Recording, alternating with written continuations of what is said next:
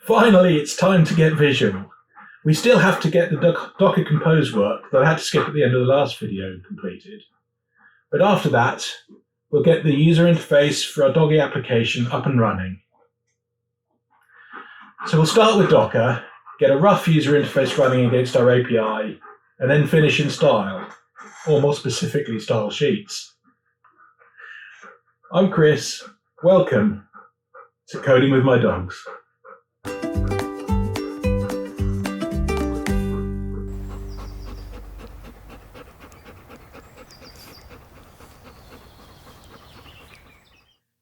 Welcome to Byte Size, the easily digestible information treat that's tangential to today's topic. Today we'll be looking at closures, Rust's style of Lambda functions.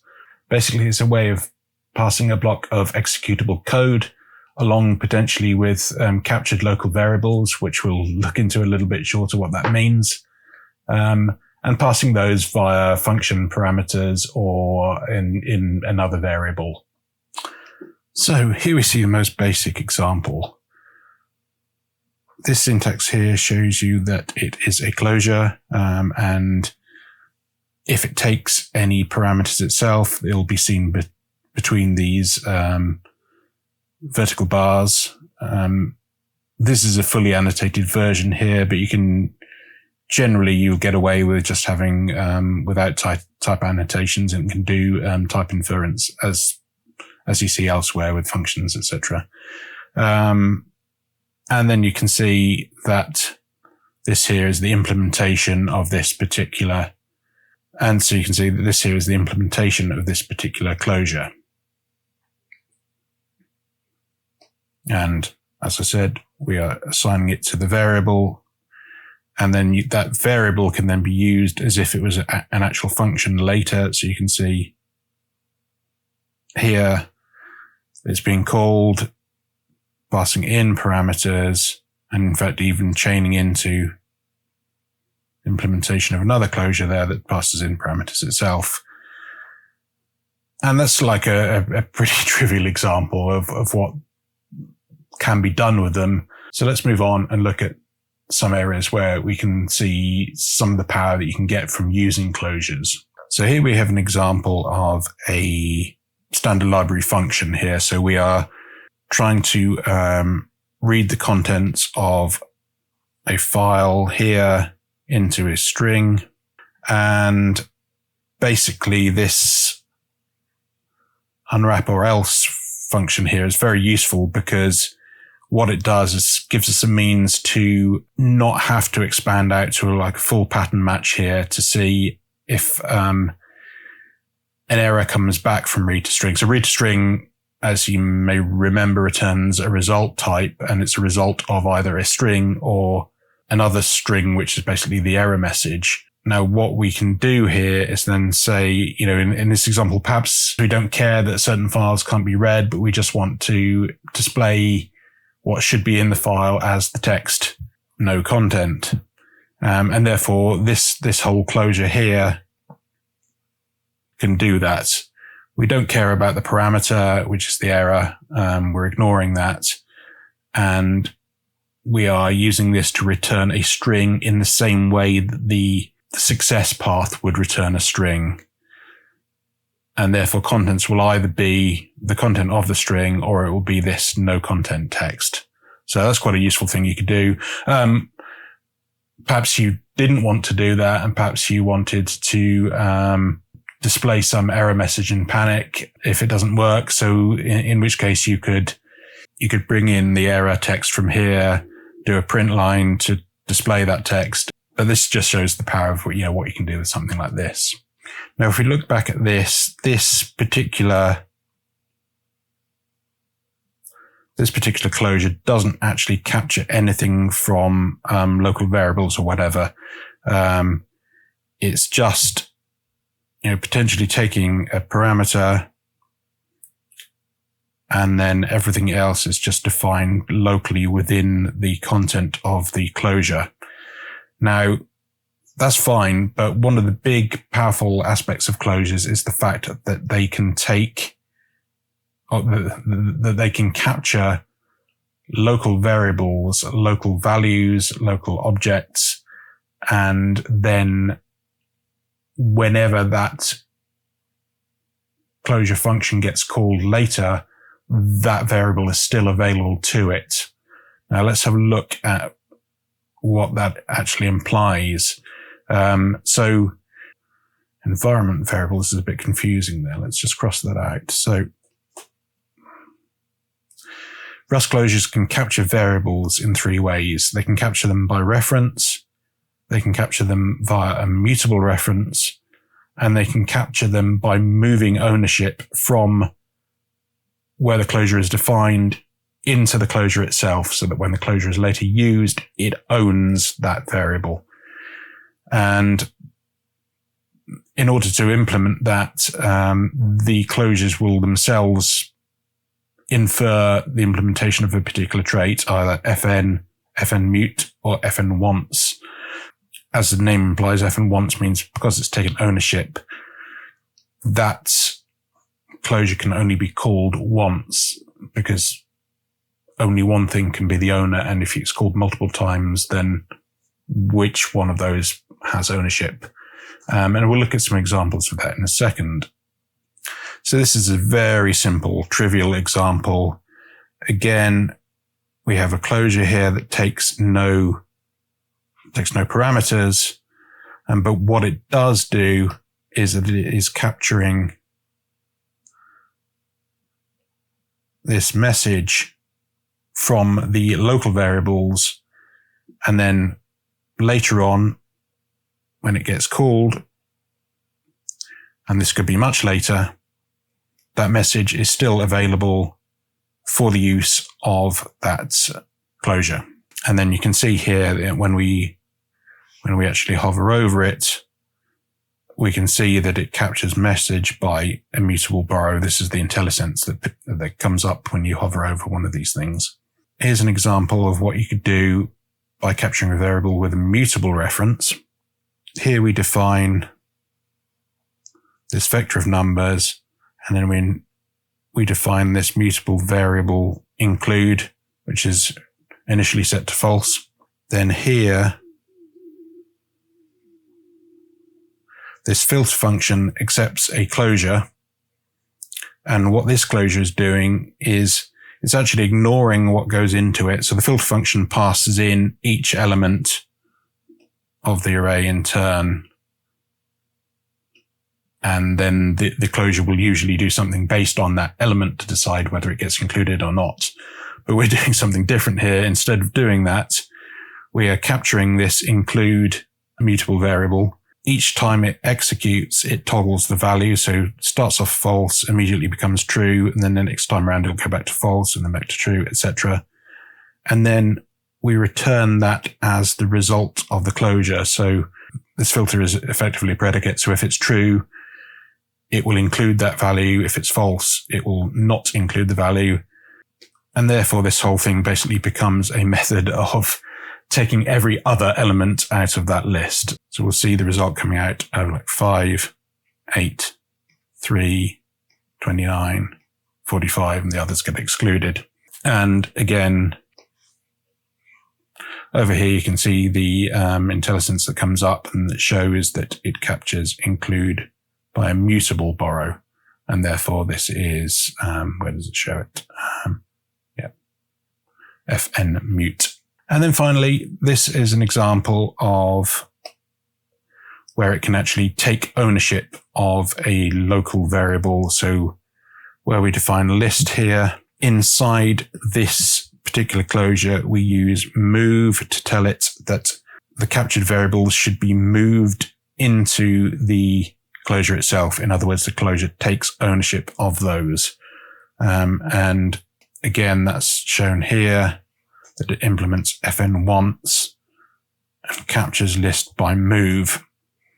And then this is showing, how a very simple example of multi-threading in Rust would work, that we can spawn off a new thread here. We can tell it to execute this closure, and this closure has captured that list. So it can do, kind of a trivial thing there. It's just printing content of the list, but obviously, you can understand that this could be way, way more complicated than that. So yeah, that's basically a really quick whiz through the concept of closures in Rust. It is quite important, and you'll see that when we come into some of the user interface work later in this particular session, that closures are used quite a lot. So it's important to have a basic understanding of what they are and what they do.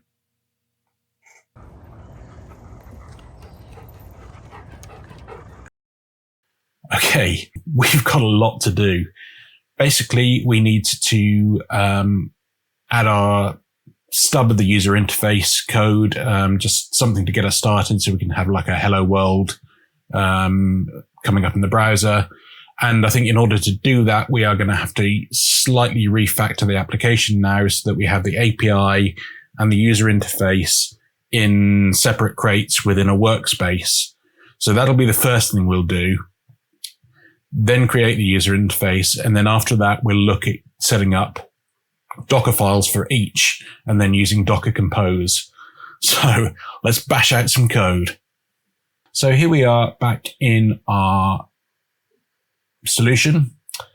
And the way it's been set up currently is that we just have one source directory, which is at the top level.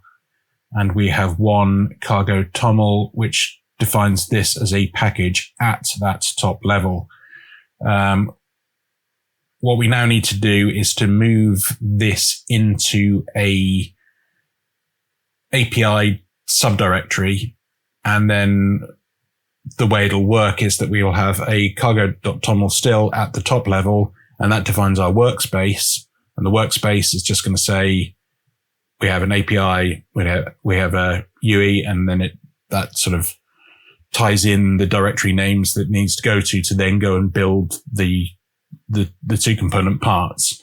And then obviously we then need to create an API subdirectory and move what we currently have within source. So the domain handlers and main.rs goes into that, still within source. So it's becomes API/source/ all of that. And I think we also need to move our migrations in there as well, because they will still need to be found by SQLX when it runs as part of the API. So let's do that. We can create the API subdirectory. And then what I will do, as I always do with this stuff, is to use git move to make sure that Git retains knowledge of what the file used to be and what it is now. So we can use git move source into API. I think that should work. Yes, it has. So API source. Yep, that's fine. And of course, we need to do the migrations as well. Move migrations into API. Lovely. So we've got our migrations there. We've got our source there. And we now need to build a new cargo.toml underneath the API. So let's go there, new file, cargo.toml.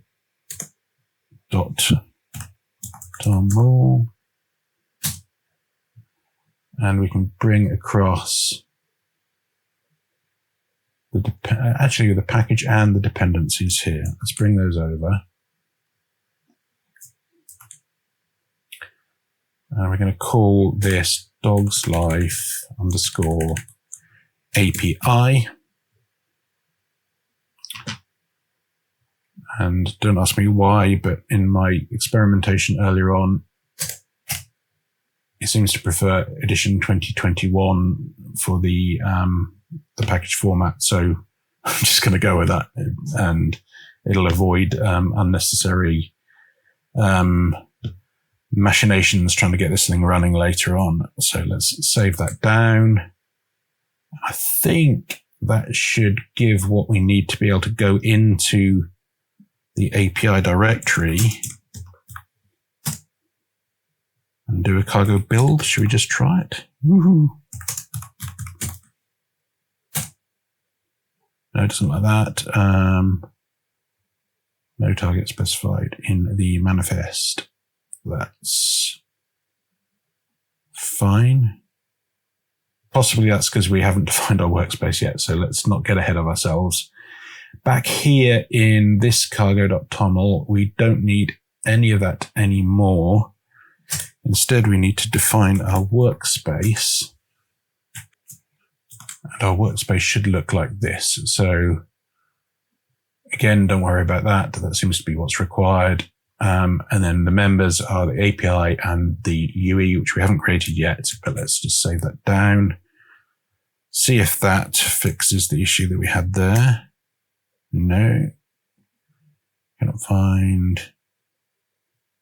Okay, right. So yeah, that has kind of fixed it, but it's said, oh, hey, hang on. We don't have a user interface. So we'll have to create that. Let us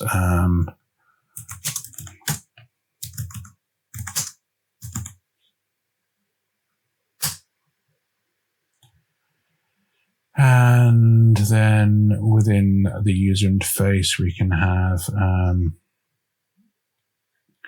cargo.toml again, toml, like so.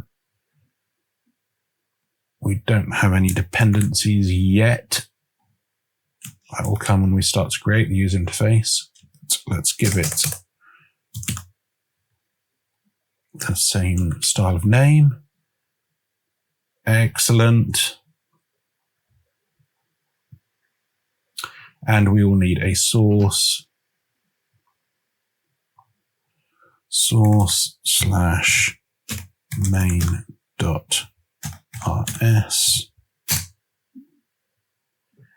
And we will need a pub fn main.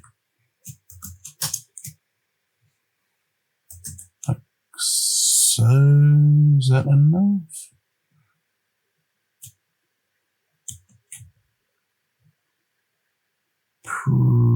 Possibly. Okay, cd API again. Cargo build. And database isn't running. So let's get the database running. That always catches me out. I think we may, I mean, it's nice that it checks the database and checks the column names and things for you, but I don't know. I think it's more of a pain. And when we come to build within Docker, I think it's going to screw things up. So I think the next step is to refactor the API handlers to use direct queries rather than this query bang macro. And it's that macro that goes and checks with the database whether things are correct or not. So if we just change to the plain vanilla query form, then it should work for us. It shouldn't matter when we're building whether the database is there or not. It only matters at runtime.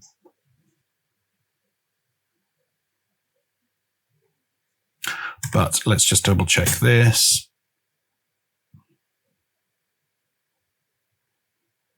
That's fine. Okay, so let's just go ahead and do that immediately. Close all of these down. Okay. Anyway, so yeah, wherever we have the query, we can get rid of query bang and okay, yeah. So the parameters, we'll need to use that bind for the parameters. We can't have them just directly off the back of that query. So bind. And it's payload.name. Actually, where we're passing in a string, we should pass it in by reference, I think.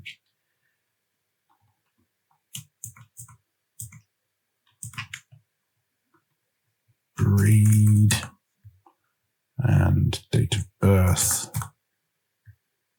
which seems good. Did I stop the database? Why is it? It's there and it's running, but doesn't seem to. connect properly. It doesn't matter. Let's ignore that. So query directly. Again here. Dot bind. Get rid of name there. And just this last one here. Got a query bang. Get rid of that. And same thing again. Go away. We need bind, bind, reference to name.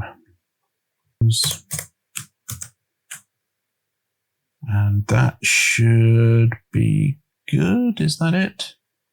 Yeah, that looks like it's it. So what we can do to test then is if we go here and stop that container and then do a cargo build, it should still build even though it can't connect to the database.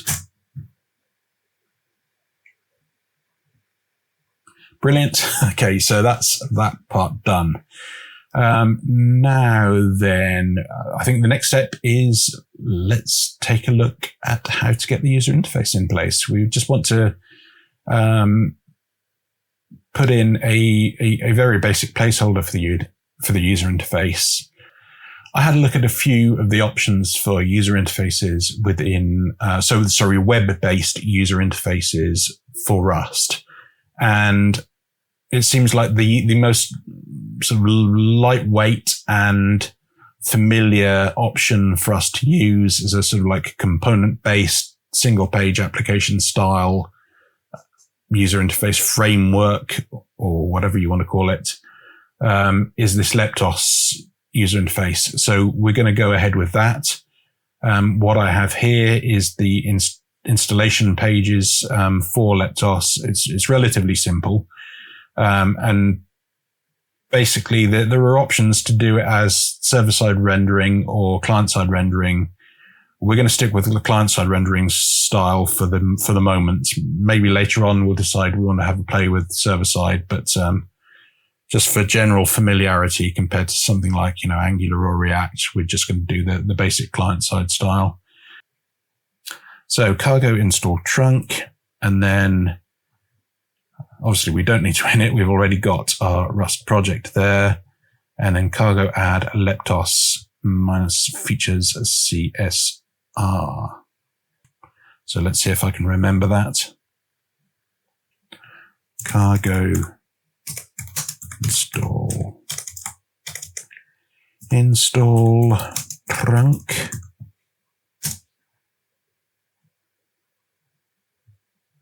Okay. It's already there because I tried this out earlier. So it's cd / user interface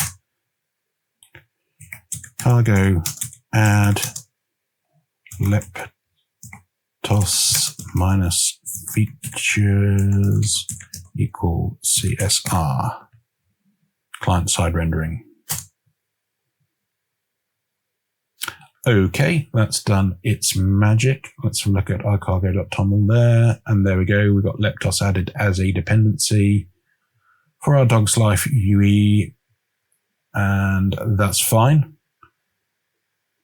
So what we now need to do is actually drop in a basic demo of the user interface. And we can go back to that installation page and have a look at that because it shows us how to just put in a stub component to start with. Oh yeah, sorry, I'm getting ahead of myself. So first of all, we need to make sure, if we haven't already done that, is to install a new target for the WebAssembly stuff for Rust. So let's do that. Again, I've tried this earlier, so probably this will say it's already installed. Yep, that's up to date, but obviously that's quite important. You'll get errors when you try to do the trunk build process later on if you don't have it. But the errors are quite clear. It tells you maybe you haven't installed the target for WASM. And we need to drop in this index.html in the root of the directory. So in the root of the user interface directory, we have an index.html like so, and just drop that in. It does nothing basically, but it's a stub that sits there. And I guess that gets replaced somehow by the magic of trunk. But anyway, let's leave that. And what happens next is basically this. So all it's doing is basically using the Leptos to directly inject this view in one step. Usually this would happen within a component that's defined somewhere else. And then you use like mount to body of the app, the root component, and then that root component connects to other components, etc., in a similar way to, what you see in other web frameworks. But this is just like a simple thing to just get everything done in one go. So we can copy that and then paste it over what we have in main.rs and the user interface. Save that down. Hopefully that doesn't give us any errors. It looks good. And we can use trunk serve -- open, which should basically open up the user interface and open up a browser window so we can see our hello world. Trunk serve -- open, and we are within the user interface directory.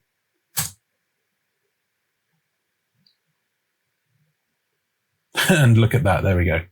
So just running localhost 8080, and we get our hello world. Very nice, very nice. So that is it for the refactoring. We've refactored our API, and we've added this stub user interface.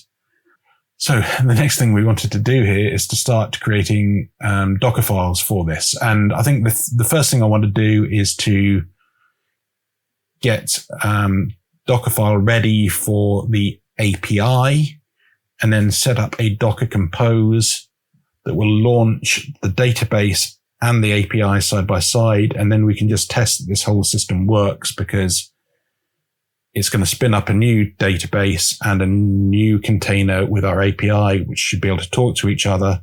And then, of course, the migrations will run to create the base database there. Or, the day one data in our database, same as we've done previously, but in a fresh instance. And then we can just, make our REST calls into that to see that it works. And that will show that, the whole Docker file and the Docker Compose thing is working hand in hand. And at that point, we can we'll then bring in Dockerfile and Docker Compose for the user interface. So let's get started with the API and have a look at that. So we need to create, at the API level, we need to create a Docker file, which is just always named Docker file with a capital D, like so. Yeah, we need to put something in it. And I will just grab one that I've prepared earlier, and I will talk through what it does. It's basically a two-stage process. It is a Docker container that runs up and runs the cargo build. So, it installs Rust, all the Rust components, does the cargo build, and effectively creates build artifacts as that stage.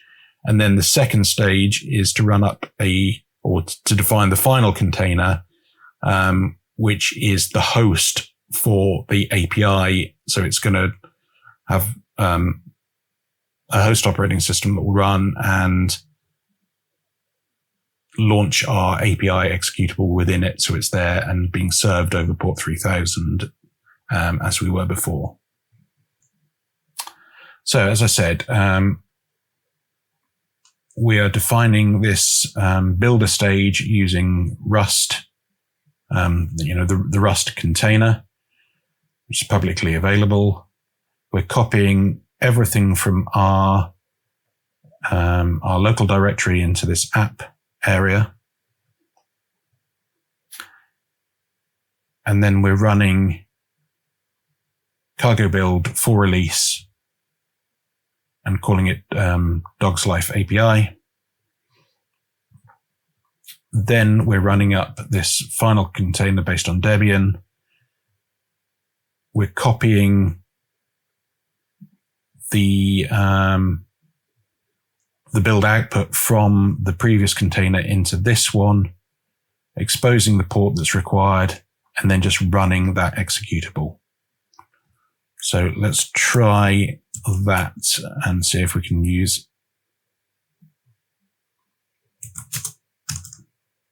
Docker build for that. We will need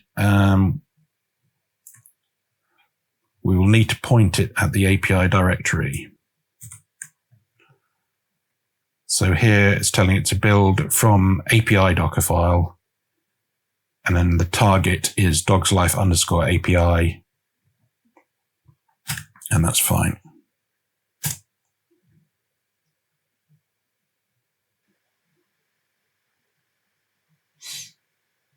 And this stage here, the build release would have previously failed, I think, because it needs to connect to the database, or it needed to connect to the database before we did that refactoring.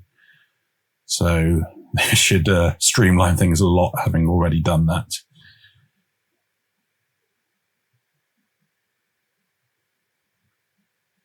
And there we go. Yeah, it's nice. Okay, so that container is built.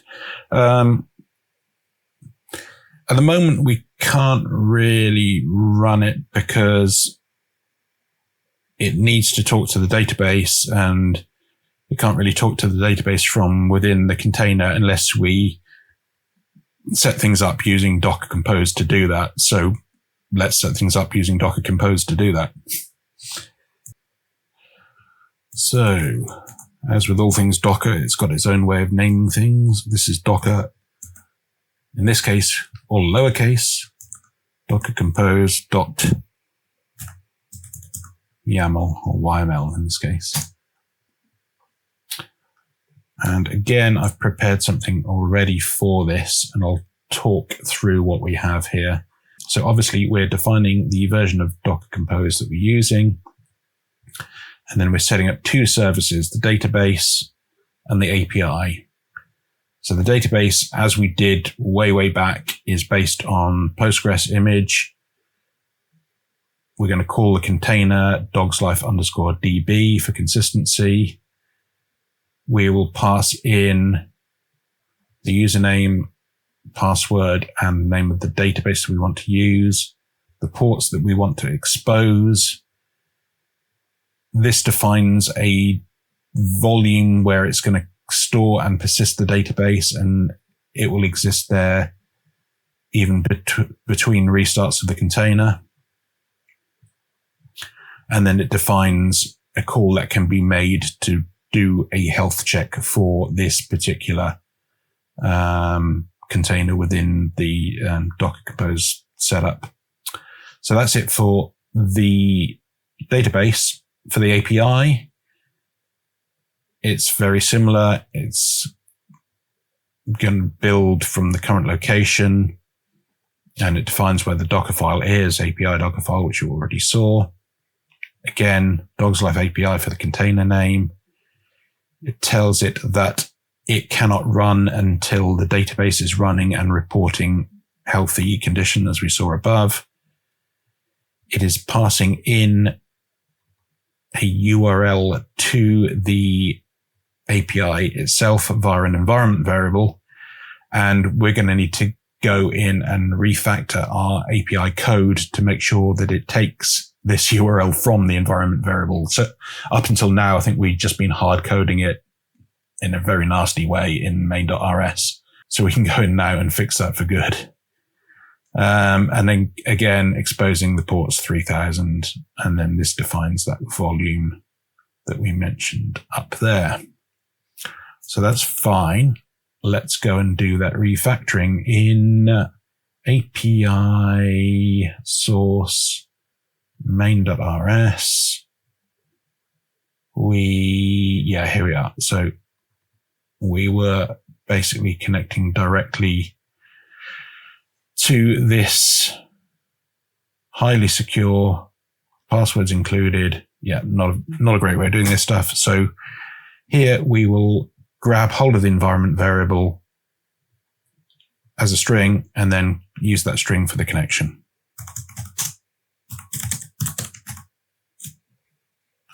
URL.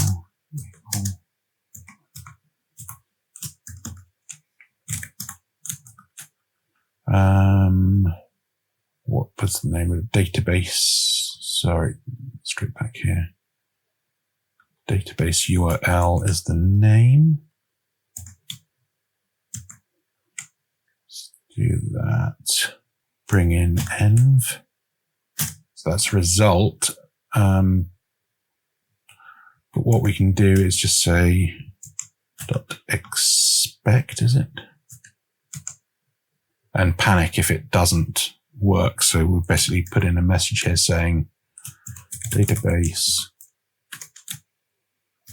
URL was not specified, like so.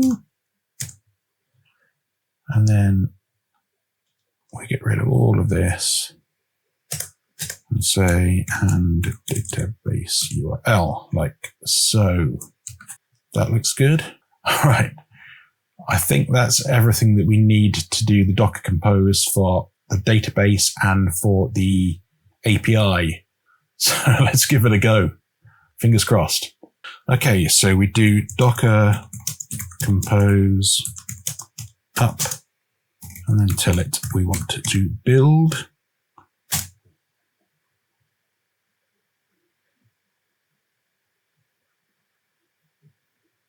There we go. Is it happy? Is it saying the database is ready to accept connections? So let's have a look and see what we've got in Docker Desktop. So here we can see we've now got this new one. So the original database is stopped, not running. So we know that's not doing anything. And then we have a look here. We've got this new database that's there and running, and we've got the API that's also there and running, and it's exposing port 3000. So this should be able to connect to the database because of that connection string that we defined here. And notice it's using @db, which is basically the effectively the local domain machine name or whatever that Docker Composer will assign to that running container. So that means that the API can reach out and find this by using this host name. Theoretically, let's see if it works.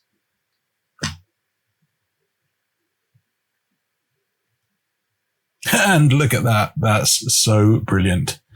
This is really, really cool. And obviously not cool in normal people terms, but I would say it's dev cool, which is good for us.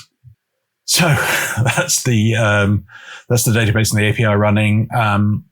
Let's just add the user interface. Let's add a Docker file for the user interface and then add it to Docker Compose as well. So in the user interface, we add a new Docker file.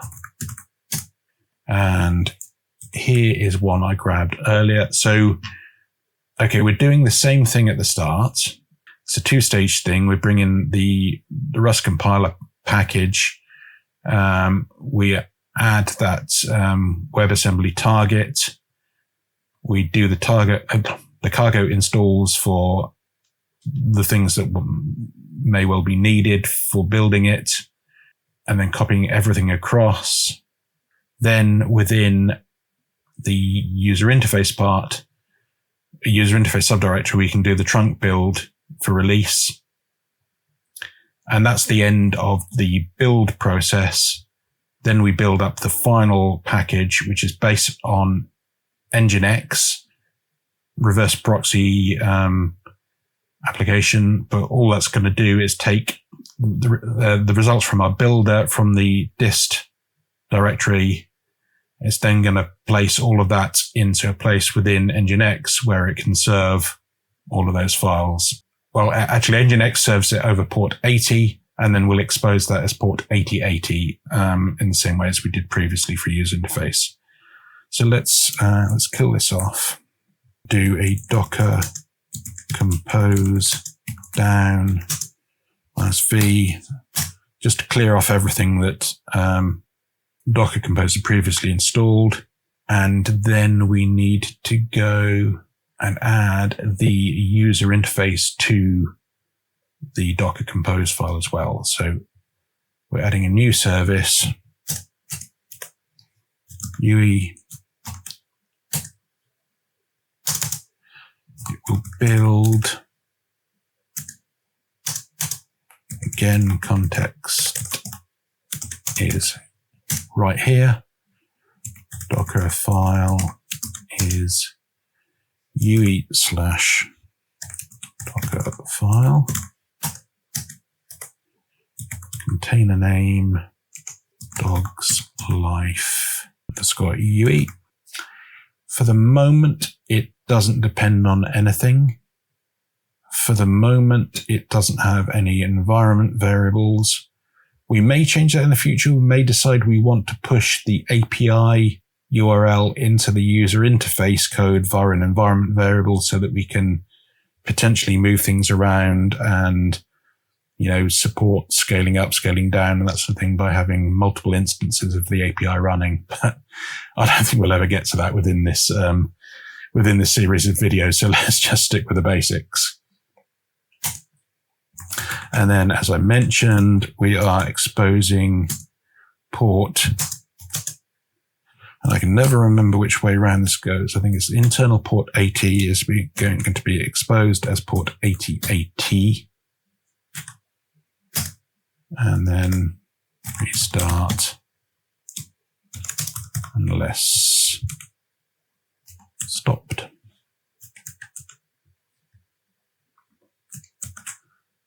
And I think that's everything. Let's give that a try. Docker compose up -build.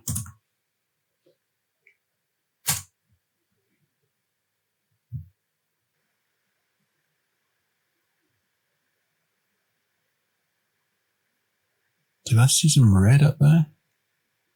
Error up. What is the error? Well, it says there's some sort of error there, but it didn't look like anything went wrong. Weird. Let us see if that's actually worked or not. So firstly, let's have a look in Docker Desktop, Dogs Life Rust. And we have 3 running containers, a user interface, a database, and an API. That looks brilliant. Let's check the API is working. And it is. That's very nice. So finally, closed 8080 can't be reached. Don't tell me I got that the wrong way around. I got that the wrong way around. I always do. So this is what gets exposed. This is what is being used in the container by Nginx. Fine. Kill that until it's dead. Okay, so finally that's running. Let's take a look. Did we get that same error coming up? No, it seemed happy that time. That was weird. It was obviously a transient. So again, check that the API is running. It is running. And let's refresh here.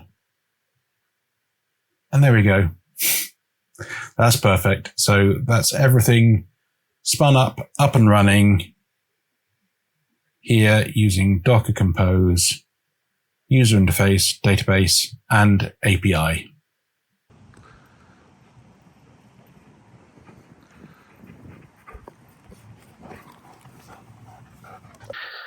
Okay, Mr. T. So this week we've already done the refactoring for Docker Compose.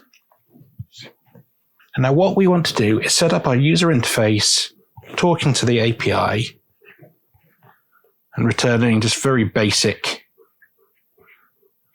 text to start off with, just to confirm that the user interface and the API can all be configured together and all works nicely. And then finally, we're going to use some CSS styles to make it look nice.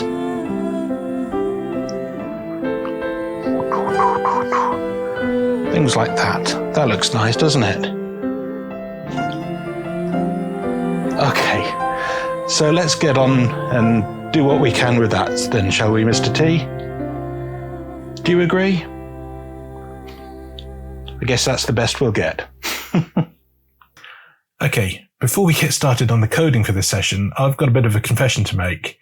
I wanted to go and slightly refactor the code a bit, and I wanted to move the DTOs into a shared location where both the API and the user interface can both access exactly the same DTO types.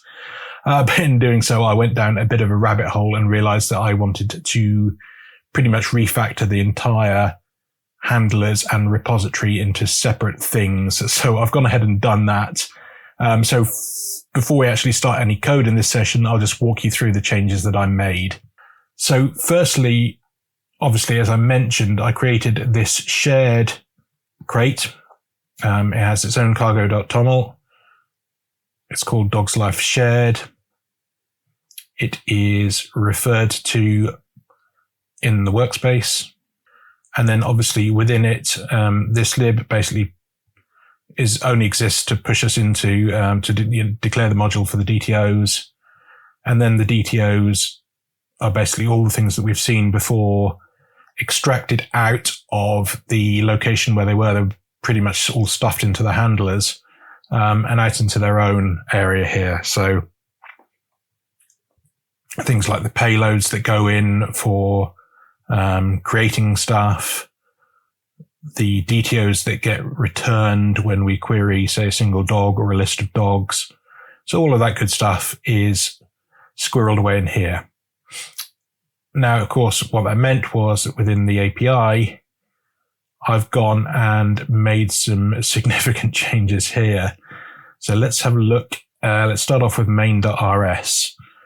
And you can see basically that what we do here is to create a repository, passing in the database URL, deal with what happens if we can't create that for whatever reason.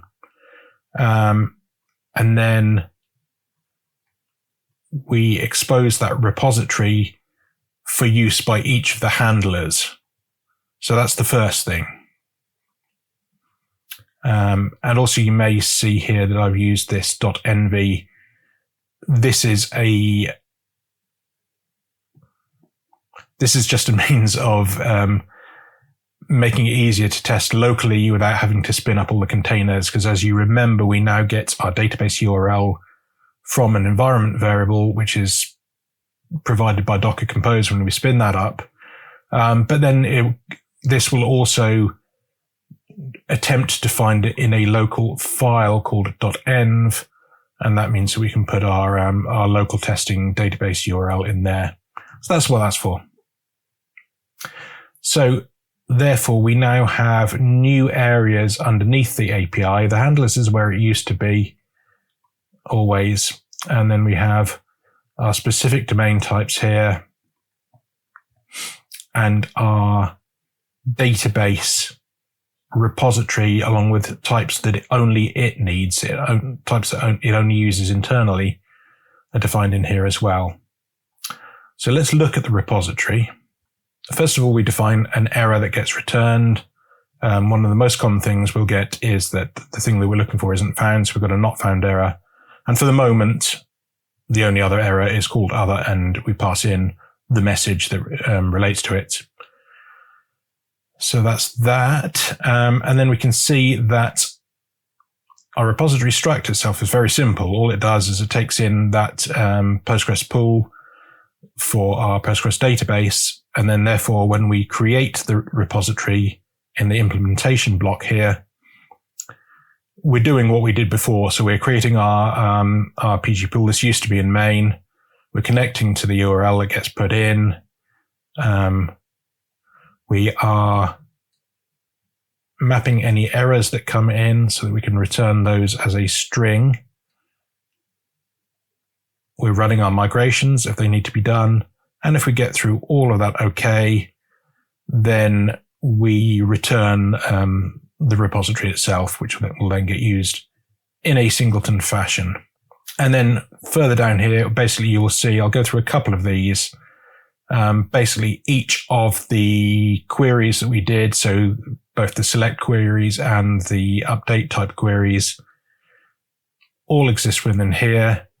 They all return a result of something followed by a repo error. So the ones that actually query stuff will return the domain type here. So that the important thing is that when we're looking at the repository side, it deals with the database there and domain types there. It doesn't know anything about DTOs. When we look at the handler side, it has the domain types coming in or going out, depending on which way you're looking. And then the DTOs go out the other side as the response to the API endpoints. So therefore, everything you see here, anytime we return something from the database repository layer, it will be a domain type. And that's what we see here. So we're doing the same query that they did before, except we will go through and build it up as the domain type in a very similar way to what we did before. And then with the creation ones, obviously they return a result which is unit because it doesn't have a response, or one of the repo errors again. And then if we look at this example here, delete feeding, this returns a result, which is one of these page query results. So if we ask it to delete based on the dog name and the time, and there aren't any rows that to match that, so either the time doesn't exist or the dog name doesn't exist, then it will return not found. Otherwise, it will return OK. So that's basically a quick whiz through of what we have in the repository. And then consequently, when we look at, no, not feeding, when we look at our handlers, this is very much streamlined. So you will see in all of these cases, we bring in the repository, which is the shared arc type of repository. And then it means that we've basically got reference counted ownership of repository, so it can act as a singleton. And what we tend to do here is that when we call into the repository, obviously we need to have the domain types. What comes into the handler when we're going in this direction is something that comes from the DTOs, so the create dog payload. So therefore we need to create a domain dog type from that payload, with no feedings. And then we can call into the repository layer to do that creation. And then I've got this set of utility routines at the very end, which will deal with the result and return the type of HTTP response that we would expect to get for that result. So let me just ping down and show you those. So there we can see when we handle something that doesn't have a response, in other words, it's a unit, all we need to bother about is whether we have a repository error. So if there's no repository error, then we're just going to return the no content status code 204 as a response. Otherwise, we'll do whatever needs to be done for the error. And what needs to be done for the error is if it's not found, then it will return a 404 not found. And for the moment, everything else will just relate to an internal server error as we were doing before. But this is all encapsulated here now, and it will give the error message that came back. And then the other thing we can do is if we have a repository result that has some data that goes back to the caller of the API, then we can do it this way. We just define that type T has to support serialize. And then when we get an OK response, we return status code OK, and then convert that into JSON and return it. So that's very nice that all of that's just encapsulated here. So as you can see, when we go and look at each of the handler functions here, it makes it very nice and terse. And the final thing that we do is that where we have DTO types being returned, like here where we are returning the set of dog weight DTOs.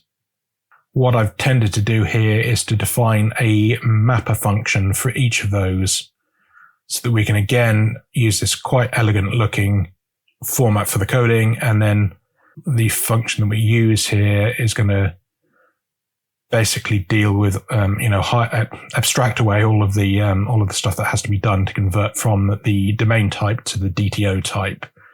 So for example here we've got this list of dog weight domain types. We want to return a list of dog weight DTOs. As you may recall from previous videos, how we do that is to make that collection iterable, use the map function on the collection, in this case calling into map weight, the function below. And then once everything is mapped, we collect that back into a collection, and in which case it will be a vec of dog weight DTO, and then return that. And then as you can see, this calls into the map weight, and that's just doing the direct translation. It returns the dog weight DTO and populates it from the dog weight domain type. Easy as that. So does that cover everything? I think that covers everything. So that basically means now that when we look into our user interface, we gain an enormous benefit here compared to the way things used to work. For example, when we're, if you're writing something in C# and targeting you're writing the API in C# and you're targeting a JavaScript or TypeScript front end, it's often been the case that you end up developing a duplicate set of DTO types for the front end in TypeScript to completely reflect what the API itself is sending across to you. But inevitably, at some point, some of those types will slightly change and you'll get some really nasty bugs creeping in because JavaScript will happily accept anything you send to it at the end of the day. And when you actually start debugging through it, you realize that what you thought was coming across as a string is actually just a number, and all sorts of nightmare scenarios like that. We can completely sidestep that here because we are sharing the same set of DTO types between the API and the user interface. And that is brilliant in my mind. So the dog here that gets used on the user interface side is always going to be exactly the same as the dog on the API. So if the API changes and you forget to change the user interface, it won't compile. You'll have to go back in and make the relevant changes on the user interface side before it will all work together nicely again. Okay, so that being said, the aim of this session now is to wire up the user interface to the API and in a very rough and messy way demonstrate that we can get results back from the API and display those in the user interface. So the first thing we'll do here is we'll create a function in our user interface main.rs, which we'll use to fetch the list of dogs from the API. So let's bash out some code. So here we are in our user interface main.rs.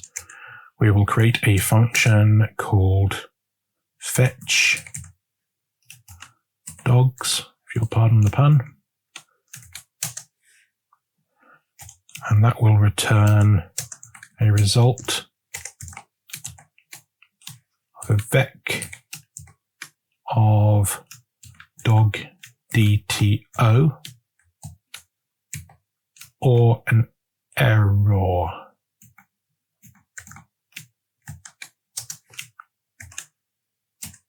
Like so.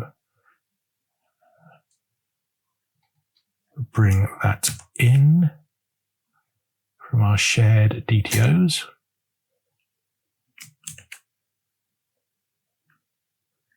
And that's fine. So it's saying, ooh, I expected that to be the return type, and it isn't. Shut up, we haven't got there yet. It just moves the error further down because it knows we are not returning unit type, but that's fine. Okay, so I looked up, some of the potential options we have within Rust client side for fetching data from an API. And one of the things that seem to come up as being, the most idiomatic way to do it at the moment is a library called Glue, Gloo. So I will bring that in and we'll take a look at that.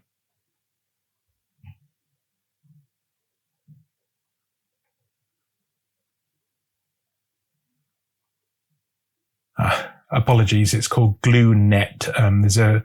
There's a group of different libraries or different crates that do various things underneath Glue, and the one we want is GlueNet, and specifically GlueNet HTTP. So let's get that one installed. So let's do cargo add GlueNet. And that has done the trick. Lovely. So what we can therefore do, if I go back here, so I can fetch from my API. So let response equal HTTP request get.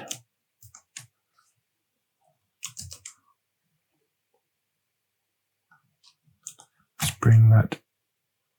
Yeah, don't worry about that.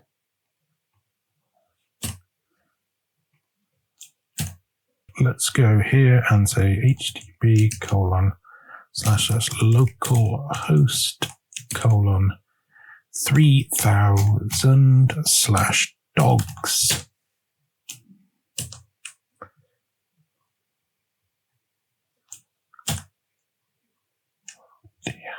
It's request by itself, not HTTP request. GlueNet request. That's great. Now, in order for the request to work, we send it. And then await it. And because we are returning a result that includes the error type, we can tell it to return early if it gets an error here. So this will carry on if we get an actual result, and if we get an error, it will just return with that error underneath the result, if you see what I mean. So that's that. Now we can tell it, if it's got here, it's successfully retrieved the text response from that endpoint, and we can then say we want to convert that JSON into the type that it will imply here, which is this vec of dog.dto. I don't know if we'll show that when we hover over it. Not yet, but let's see. And then we can just, obviously this has to be async. And if we await that, then that should be everything. Let's put the semicolon there, save it down, and it's, yes, so it's happy. And response type is strangely unknown. Ah, right, okay. So the type inference cannot work here. It doesn't know what the type is yet. And why is that? Because we're doing nothing with this that can imply what the type is. We are not returning that yet. And therefore it can't tie this dog.dto to this response. So if instead I just return the response, that should be correct, shouldn't it? I think I'm heading in the right direction here, but we need to bring in Serdi over on this side, I think. So I've brought in Serdi with the derive feature and also Serdi JSON, which is also needed.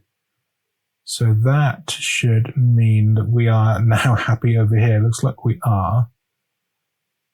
Yep, so we get a response of vec of dog.dto or error. No, we're not. Okay, what's going on? Okay, so there is still an issue here. If I look at response, it says response is result of vec of dog.dto, error. And that is what we're returning. So what happens if I say OK response? Not holding out much hope.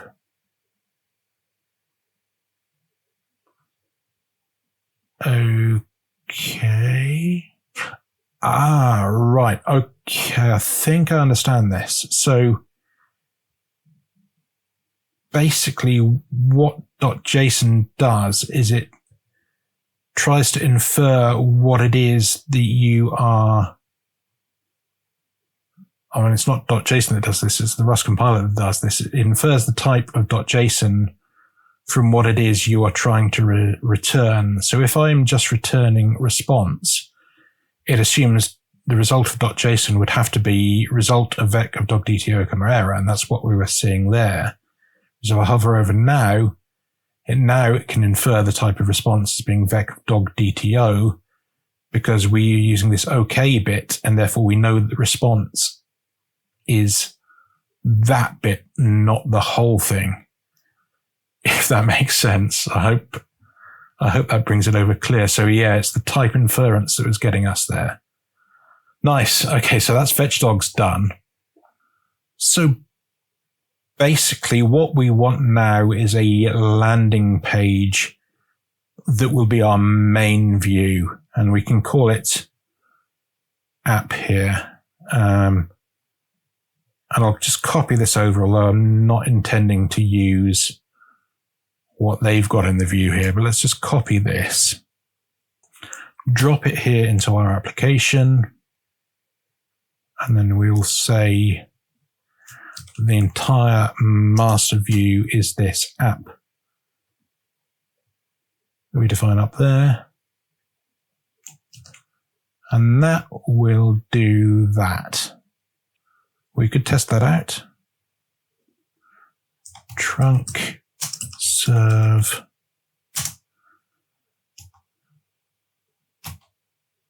as far as open to open the browser.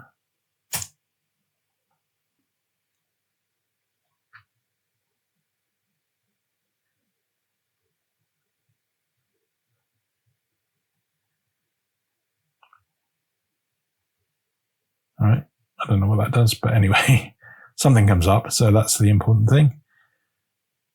Okay, so it just sets the counts free. It doesn't increment it. So that's what we were seeing, and that's fine. Let us not get bogged down with what their sample code does.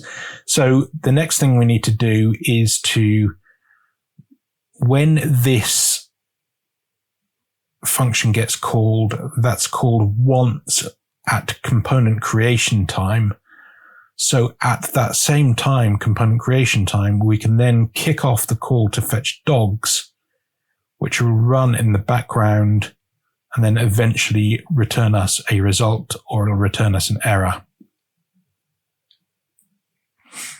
So I'm looking through the Leptos book here, and this all comes under this section 6 async and loading data with resources. So what we are doing is something similar to this, except it's not this. This is not based on any sort of signal. It just means we want to kick this off when that component first loads. So I'm going to take this and use that to modify to what we want. And we're going to call it dogs, because why not? So load resource new. Now this is a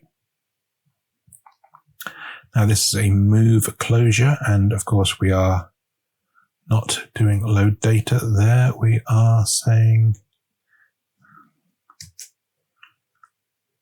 fetch dogs. Should it be an async move? Yep.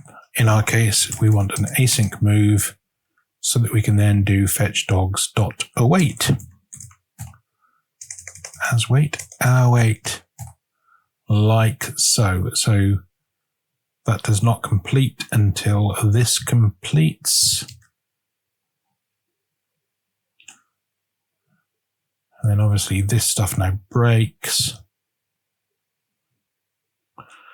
And the other thing I discovered is this suspense component, which allows us to present a view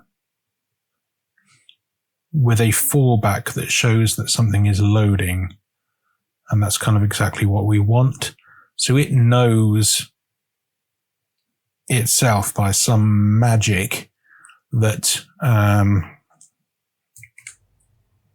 we have a loading operation going on in the background. And when that is the case, it'll display this as loading. And I guess the magic is that we are bound in somewhere here to something that relates to the resource that it's loading on. So like here, A, and we've got an a.get there. So it knows that if that is not complete yet, then it needs to show this bit, I think, something like that. So let's copy that over, dump that unceremoniously into our view, push that across, get rid of all of that. And then this bit is fine as is. I don't think we need to have it on a separate line, so we can show the fallback there. And the fallback is a small view of its own that just shows loading without any style or anything. Style will come later. Function first, then style. Perhaps not even function. I have no idea what happened there.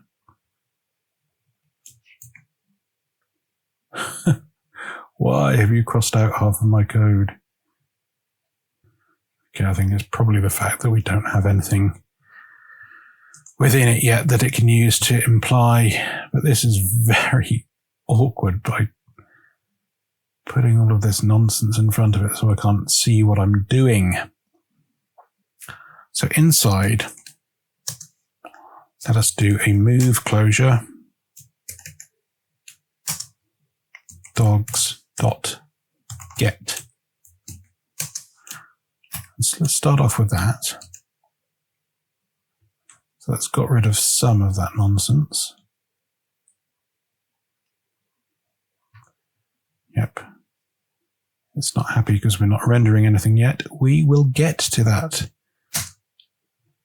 So this is bringing back, dear, somewhere in amongst this nonsense, dogs.get is going to bring back this result. And we only want to carry on and do something if we get a sensible result back. So I think we can use dot and then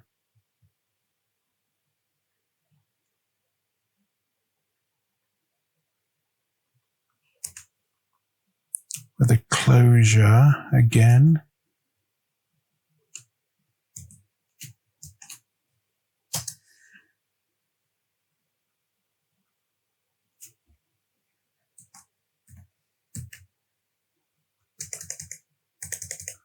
Let's call it result.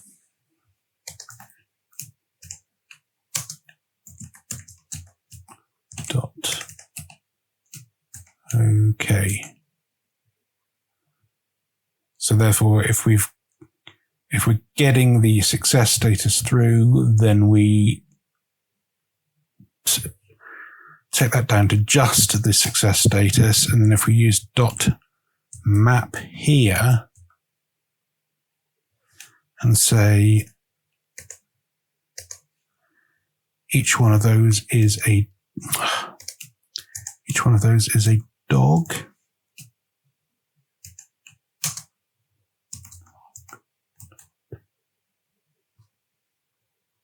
Does it know what it is? Doesn't seem like it. Right, this stage it's still at the list. So this needs to then become a new view.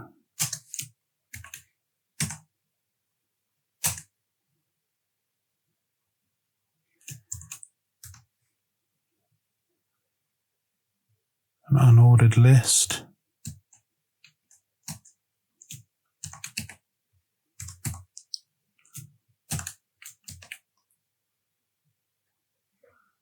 Yeah, that starts to make things clearer up.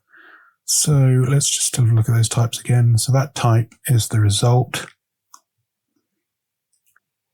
We then map dog list, which is a array of dog DTOs. And then in here, we're going to want to say dog list dot get iter. No, to iter, is it? Just iter, sorry. And then map. And then that is a dog. And again, dog, we will use the view macro to drop back into this like HTML within Rust type format. And we can say we have a list item.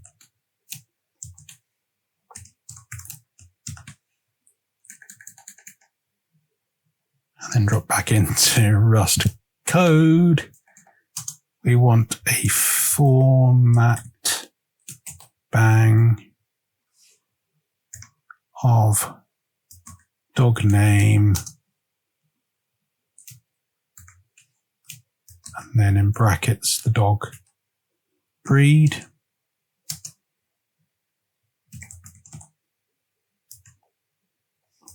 Name, I said name, comma dog dot breed. What? Why did you do that? I must have clicked the touchpad. Dog dot breed.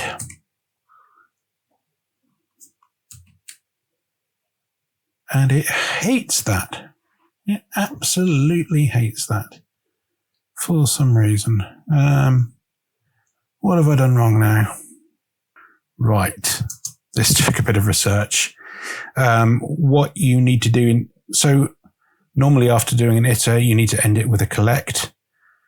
But because we are producing a set of views here, there's a special method called collect view there, like so. And I bet if I click save now,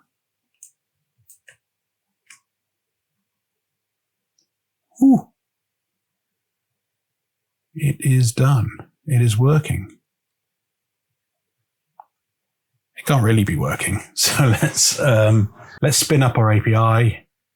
Let's run the user interface and let's firmly hold our fingers crossed and see if we actually get some dogs coming back into our user interface. So in our API side, we'll do ecargo run. That looks good. Let's just double check it's working before we try doing it from the user interface. Is my database running? Guess not. It's worth checking these things out rather than head scratching why our user interface isn't working when we find out that actually the API isn't working because we don't have our database running, as always. Let's try that one more time. Good. And then if we head over to the new tab, user interface, trunk serve open to open the browser for us. Dun, dun, dun, dun. Ooh dear. And where are our dogs?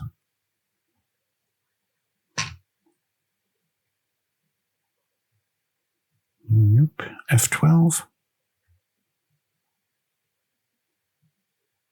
Calls. Obviously calls. Yep. So, yeah, our API is running at 3000 localhost.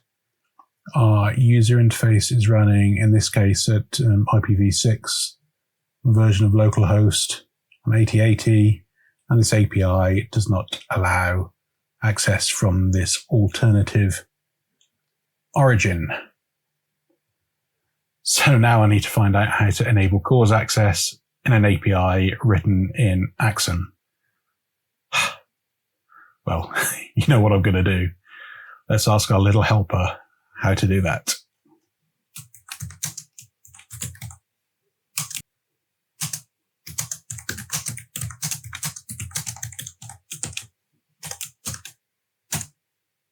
Okay, so looks obviously they've got this covered.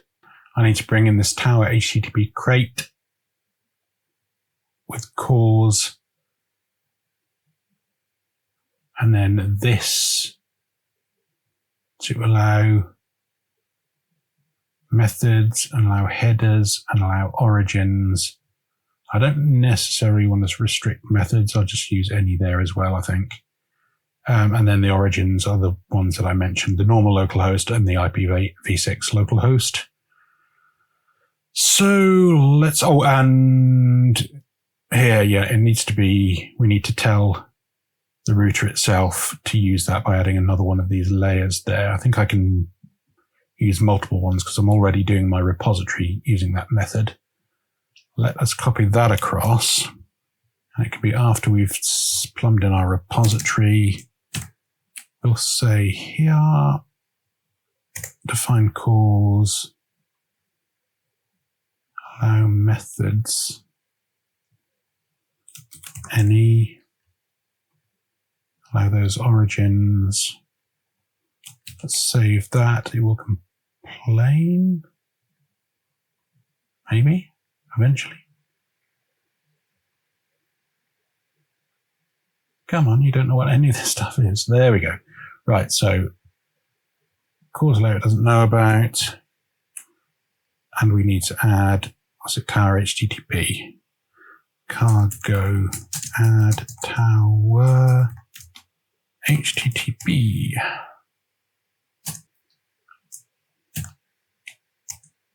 Hey.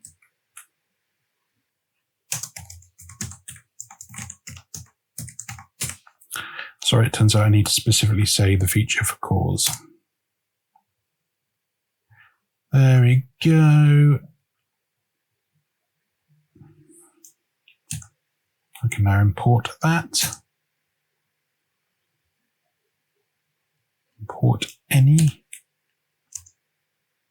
That's happy. And then before I forget, dot layer CORS. I don't know whether the ordering of these is significant. I've got a feeling this is like the way the app stack works, setting up Web API and .NET Core, in that probably this is the first thing that gets hit, then that, then that, then that. Let's just try it and see if it works. If it doesn't work, I'll probably need to come back and try and work out if I need a particular order of things here. Does cargo run now? And we're in the API. Yep. User interface is still running. That is happy. Go back to our user interface here. Hit refresh. And look at that. There we go. So TDog and CSDog have arrived in the user interface. Obviously, there's a lot to be done in terms of component layout and styling here. But what I wanted to do was just prove that we've got that interactivity between the user interface and our API. That's perfect. In the next session, we can now start to add some proper components, add a little bit of style here, and see where we can go in terms of getting us towards a fully functional user interface. But for now, I think we can pause for coffee. I want to talk about job interviews. Any of us who do this for a living know how this works, particularly the tech interviews. There's a set of topics and questions that are more or less exclusively reserved for tech interviews. In many ways, these things are either not relevant to the actual day job or just part of a background set of concepts that you use without thinking. I'm talking, of course, about design patterns, solid principles, the precise workings of the .NET garbage collector, how a certain collection type is actually implemented. The list, goes on. For most senior developers, these concepts are now in muscle memory. So asking someone to describe it in detail is almost like asking someone to describe the letter G without drawing it or referring to other letters. So you find yourself revising them before an interview. But what if interviews didn't rely on seeming dev trivia at all? I wish there was something like a developer experience API. You get a token based on something uniquely tied to you, like your fingerprint. And when you start a new job, you connect your code editor, source control system, PR and code review systems, and task, bug tracking systems all into this API.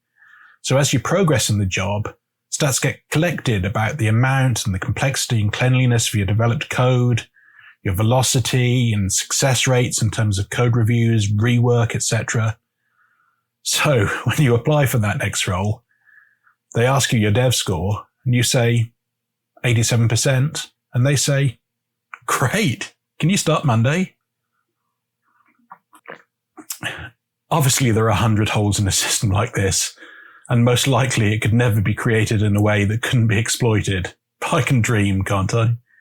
As always, please like, comment, subscribe. It really helps me produce these videos to get some indication that people are watching and hopefully enjoying the content.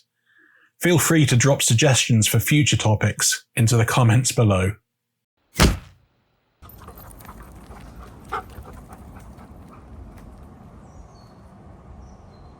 Okay, for this final session today, we are going to add some styles to our user interface. And there's numerous options in Rust in terms of what to do with styles, but a lot of them sort of start muddying the waters by bringing in NPM and, that sort of stuff over from the JavaScript, TypeScript world. Yeah, I didn't really want to get into that. I wanted something fairly clean to demonstrate styles in Rust. So what I've picked for this demonstration is pico.css, which I haven't used before, but I've heard a few things about it, and it's worth just giving it a bit of a try and seeing what happens. So here's the landing page for pico.css. Basically, its concept is like minimal CSS, not many classes required. It just goes through and augments all of the standard HTML elements with things that make them generally look a bit nicer, a bit more of a modern user interface in the whole sort of a bootstrappy type way, but a little bit more elegantly than that. And it will take us as far as we need for this particular demonstration.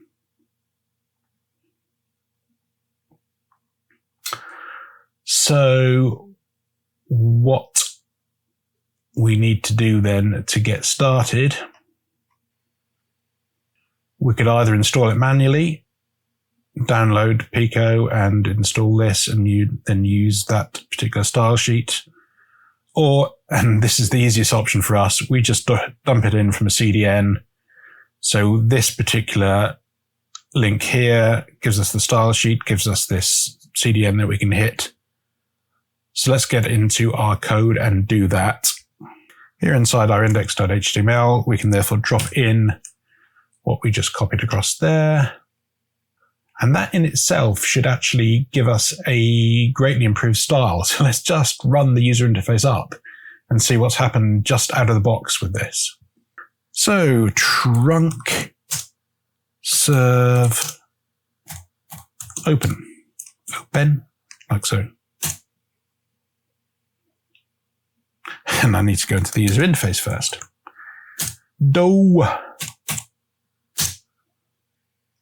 Now this will just hit loading and disappear because we get an error because we haven't run the API. And before we run the API, we have to run the database. So let's do things in the right order this time. The API is running. Let's kick off the user interface again. And yeah, so there we go. A little bit more stylish than what we saw before. Picked up my general dark theme and still using an ordered list. It's brought in these 2 items from the database. So that's great. It's a start. Now let's have a look at how we can add some style here. And I think for this demonstration, what we can do here is to create a table that we can then drop in the dogs into, and we can include more information. We can have the name, we can have the breed, we've got the date of birth available, and we've got the current weight available. So let's take a look at what we can do there and bash out some code. So back here in our main.rs, we have a view. Within the view, we have this suspense component, which is what deals with the loading, and then after loading, data that gets presented to us. And what we need to do is to wrap the outer area with a table headers, table body, and then within here, in fact, we can put the table in at this level, and then within here, for each dog, we want to create a table row, and then, the table cells for each dog name, dog breed, so we'll have to refactor this a little bit. Let's start off here. Turn that into a table.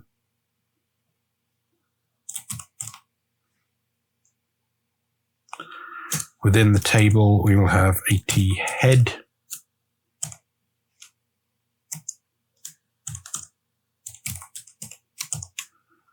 Kind of have to do the indenting yourself with this HTML within Rust. Within the table head, we have a table row, /table row.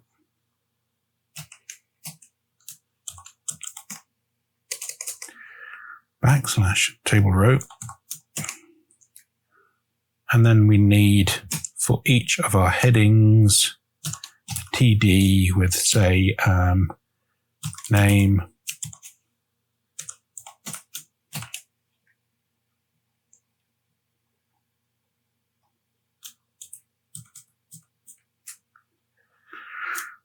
breed,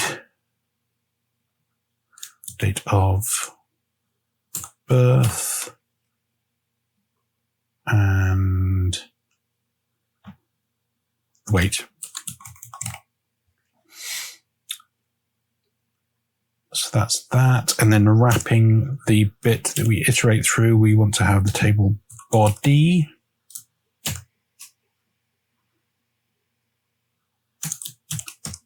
Table body closes there.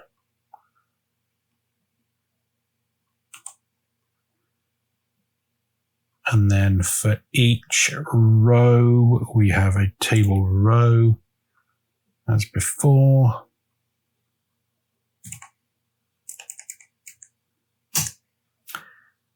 And then for each cell, TD as before.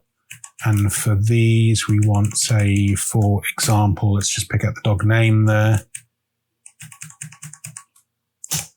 That's all we need to keep there, and then close off the TD tag.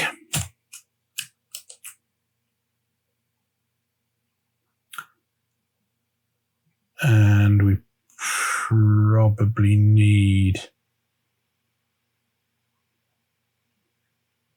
we need to clone it.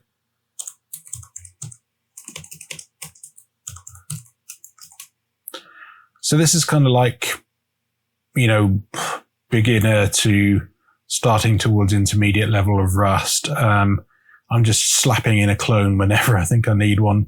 I think as you get towards upper intermediate and expert level, you'll probably start to understand where you have to have a clone, where you can instead pass an immutable reference, and maybe slightly get ahead of things by doing that. This is potentially inefficient. We're doing this for every single dog. We're having to clone off the name. just to display it in the user interface. But, it is what it is for the moment. I don't have time to really dig in that deep and work out a better way of doing it. Let's just check that works. Yep, that works. So duplicate, oops.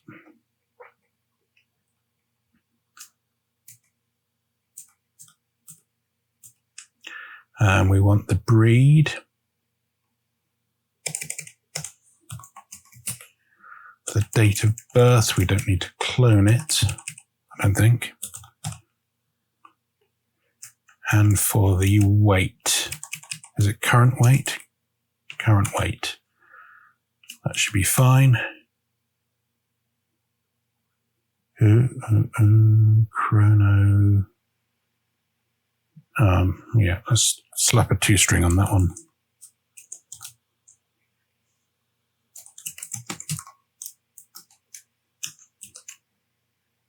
Slap a toString on that, and there we go.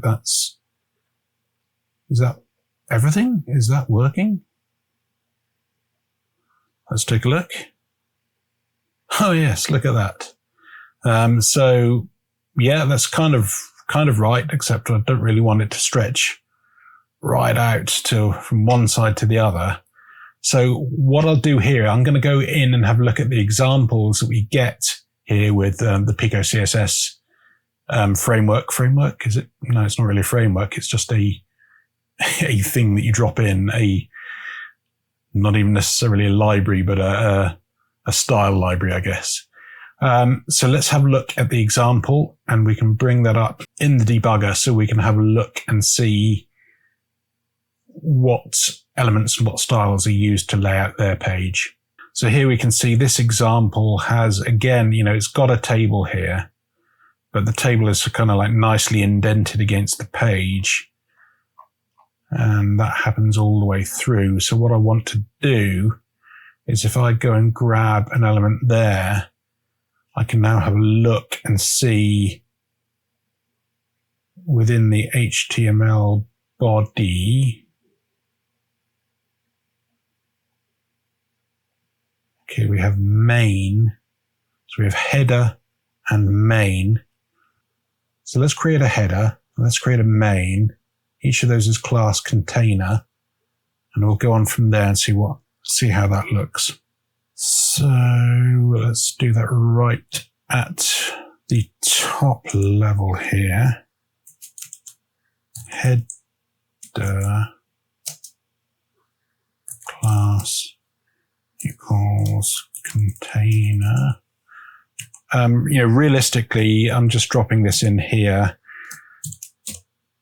as we develop this further, and that'll probably happen in the next episode. We may split these out into separate components that can get deployed together. But we'll just keep it all here because we're just trying to get everything demonstrated and working at the moment.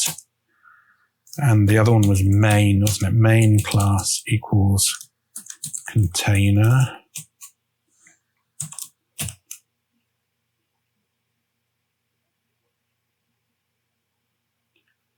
And then after there, we can \main, close that off. Let's give this another level of indent. And what does that give us? Is it happy? Yeah, so it's indented. That looks a little bit nicer. Okay, so to finish this off, let's just drop in an image here. So I created this banner image earlier on, which we can display. It should display across the entire width of the window. And I think we should just be able to drop it in with image source equals top level banner.ping, banner.ping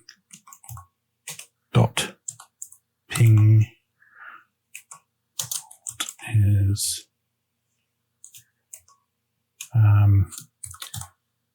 it's a dog life app retrievers.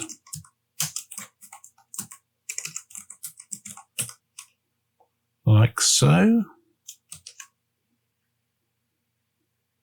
Right, okay. What is it actually serving there? Network. Banner is coming back as text HTML.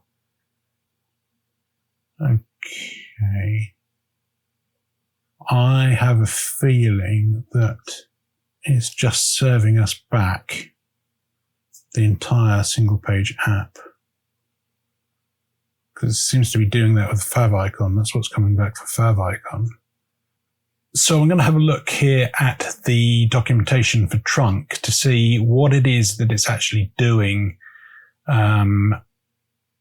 Obviously, if we want to serve something like a static asset, like an image that just gets pulled and distributed with the application, then we need to find out how to do that. And it seems like any requests that go back to the 8080 / root or anything below that, it looks like it just serves the entire application back to that response.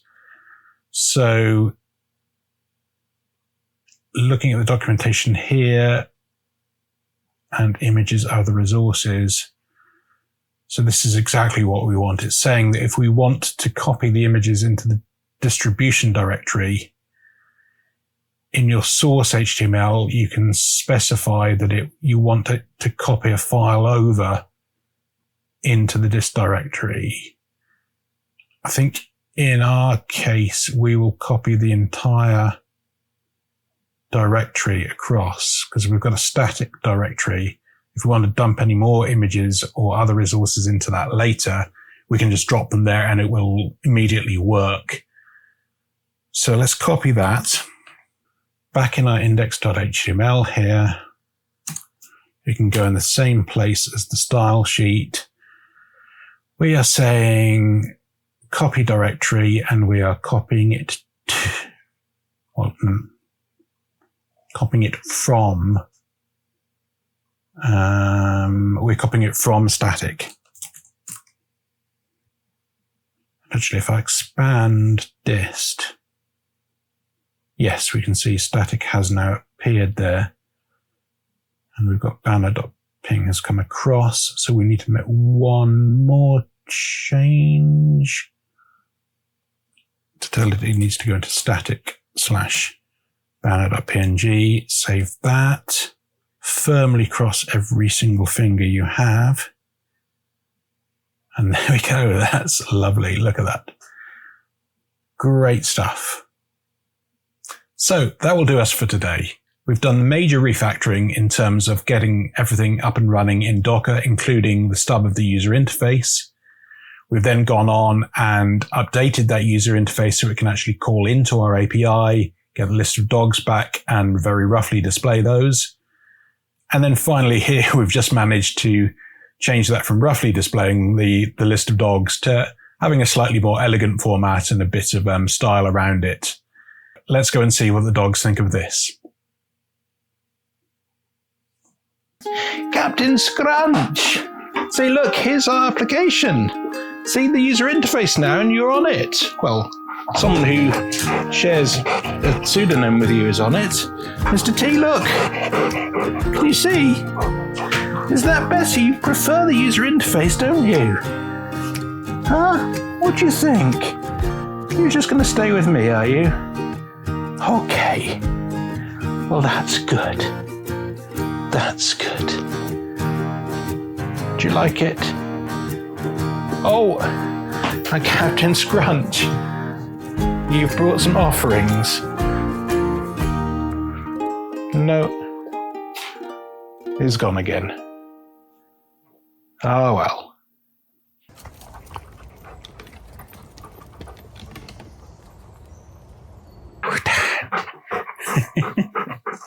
So that's a way to finish in style. The containerization work is now complete. We got our Pawse together and updated the UI to connect to the API. And finally, we dropped in pico.css to give some nice styling to the user interface. The fur dudes are happy to finally see something visual. Next time, we're all in on the UI. We'll add a form for adding dogs, display a single dog's data page, log weights, and modify the feeding schedule for a dog. If you enjoyed the episode, I'd really appreciate you clicking on the like button. It helps me to know others are getting something out of these videos. If you want to see what happens next, click subscribe and hit the bell for notifications. These come out every other Saturday. Until next time, thanks for watching.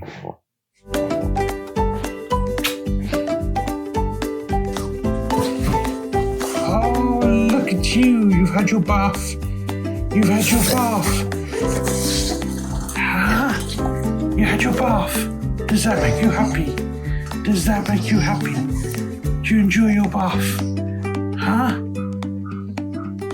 Captain Scratch.